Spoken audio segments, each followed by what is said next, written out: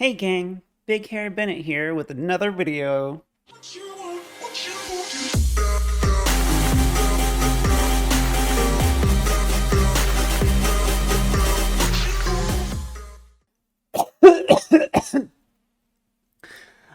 I'm still not feeling great, but I put on a little makeup, although it's a new palette and I don't think it stands out enough. Yeah, definitely doesn't pick up on video well. Anyway, today's lesson is about different systems of government, and I will just let this fine foxy young lady take it from here. Go for it.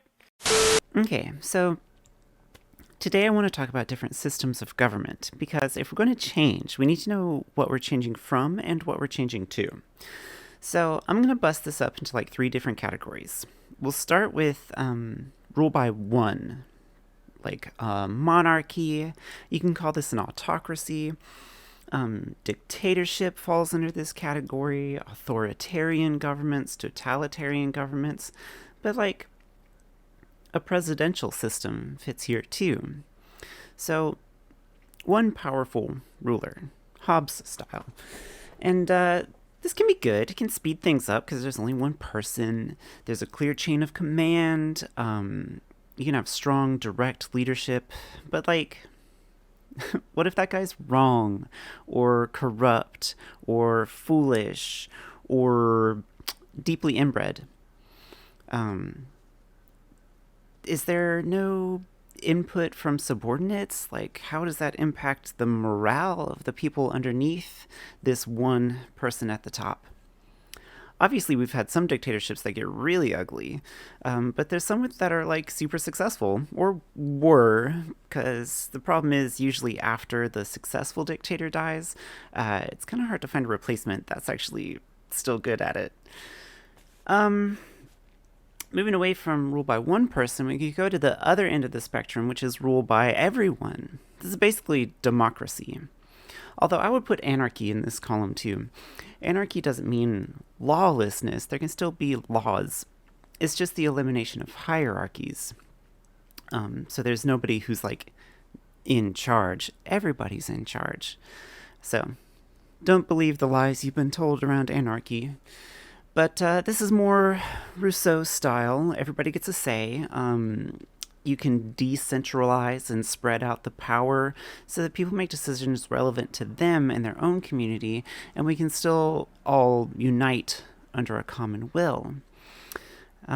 This can potentially better protect freedoms and empower the people. It can be slower or inefficient, and you can still kind of have the tyranny of the majority thing going on. Like if we're just doing like whoever gets the most votes, we do that thing. That's a great way for minorities to get the short end of the stick. Which, I mean, I guess that's something that rule by one could fix. I don't know. Depends on who the one is. Pretty much in between the two, in the middle, we've got rule by a few people. Like oligarchy is the word for this, just a small group of people. I mean, it doesn't have to be small, but like a group. So like a military junta would fall under this, or a theocracy. Like the Vatican is a theocracy. It's run by the religious people. So is Tibet, actually. And I guess so is Islamic State. I don't actually know a lot about their governmental structure. I mean, it's not even a state, is it? I don't know. I don't know about that. I don't know enough about that to be talking about it. But you can have things like corporatocracy, which is ruled by corporations, which, I mean, if you're paying attention, might feel kind of like what we've got pretty close to now. Kleptocracy is a good one, ruled by thieves. But you can also just have like a parliamentary system. So like in the UK, they have a parliament. We've got Congress, so congressional. Plutocracy is ruled by those with money, ruled by the rich. And then aristocracy would be ruled by the aristocratic class, the well-to-do, similar to plutocracy. Technocracy would be ruled by like scientists, so that could be neat. Meritocracy, ruled by the people who are in charge are chosen on their merits. Critarchy is ruled by judges. I think like Somalia is a critarchy or something. A republic might be a more familiar word around this. You could have a tribal society. You could have or tribal rule. You could have a federalist country, which we do. I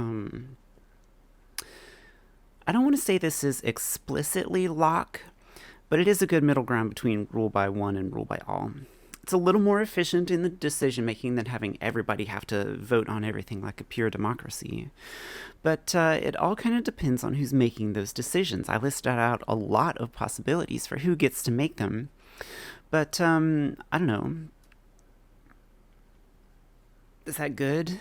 I mean, so for like a republic, like we are, or any of these others with elected representatives, those politicians might only care about remaining in power rather than actually doing right by their constituents.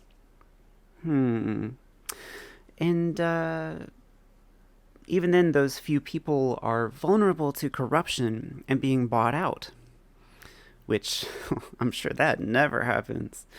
But for things like aristocracy, corporatocracy, theocracy, what does that ruling group want? How can we know they'll move the country forward? And then for things like meritocracy, where it's like, oh, we want the best people for the job to be in that job. Let's have them take some kind of test. Well, how do we set the definition of merit? How do we decide, like, who's best? Because, like, okay, let's say it's based on a test. Y'all had to take the SAT to get into college, right? Like, the SAT is racist, y'all. The SAT was designed to, like, try to prove that black people are on the whole stupider. And it's wrong. It's terrible.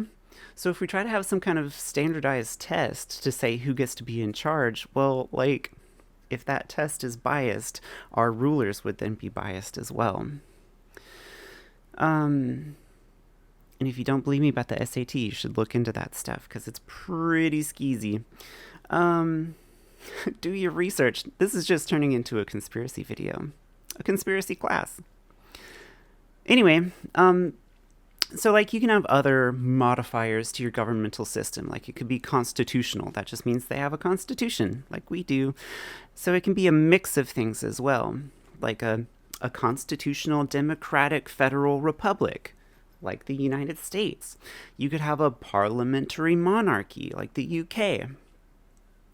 Do note that I didn't say things like capitalist or communist or socialist, because those are, or syndicalist, those are economic systems, not systems of government, and that is a separate issue. I want to focus on just governmental systems for this. Now, different governmental systems might mesh better with different economic systems. And honestly, is it a separate issue? That's something I want y'all to think about, but not for this lesson specifically. It's like, does the economic structure impact how we can even possibly have a system of government? Different thing, different topic. Anyway, for these different governmental systems, like, they all do have different pros and cons. So I'm going to post an assignment asking y'all what y'all think about some of these. Which seem more fair? Which might be more stable? What do you think that, like, Hobbes and Locke and Rousseau would say about these various possible forms of government? How might it impact the economy in good or bad ways? How might it impact our position as an international power? Which ones do you think are the most common? And don't just guess at that. Like, if you're going to talk about that, you should look it up. What are some of their strengths? What are some of their weaknesses? How might they fare in wartime or in times of peace? How might these best ensure order and justice, like we were talking about? Who benefits the most under these systems? Who suffers? So yeah, look into this stuff. Do a little more research. I'm going to post an assignment and I'm going to list out some of these that I was talking about in the video. But put some thought into this. Which ones, what would you prefer? And like, I'm not going to get mad if you say that like we should have a benevolent dictator, and it should be me, or you, or whatever. It's fine if it's me, but definitely back up your position. Why is it good, and why does it beat out some of the problems of other people, and how are its problems not a bad thing? Or maybe how can they be addressed? So yeah, I'll send an assignment out about this. God, I kind of forgot how hot this thing actually is.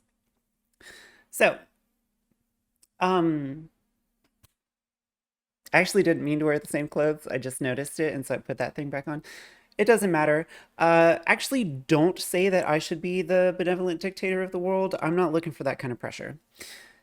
But yeah, I'll post that assignment, and I'm feeling a little better. Thanks for those of you who reached out. I'm hoping to get some test results back soon, and hooray! I will talk to y'all later. Bye.